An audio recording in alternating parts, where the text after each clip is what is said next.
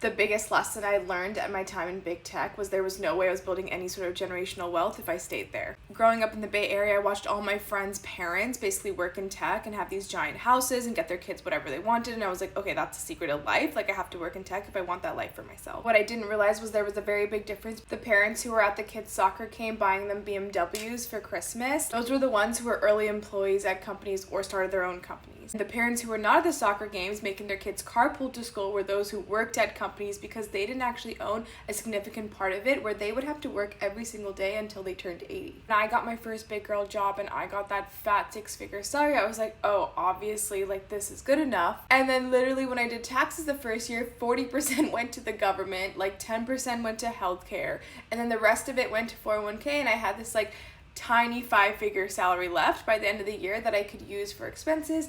And because at that point I was already accustomed to a certain lifestyle, I wanted the nice apartment, I wanted to go out for dinners to restaurants, I was basically left with $0. What happens, you basically get trapped in this infinite loop where every year you make a bunch of money and then all the money goes away and then you have to work again the next year to make it all back. This is what people call golden handcuffs. If you want to one day retire and have your money grow in your sleep, you're gonna have to own an asset in a company that's growing. So this could be a company you start, or it could be a company that you have a large portion of equity in, which means you probably joined it early and helped build that company from the beginning. Joining an early company is obviously very risky. Plus, in order to get a large enough equity into the company, you have to join pretty early, where you're gonna have to work crazy hours. My logic on this entire thing was, if I'm still gonna take that huge risk and I still have to work super hard, why don't I just start my own company and own 100% of it?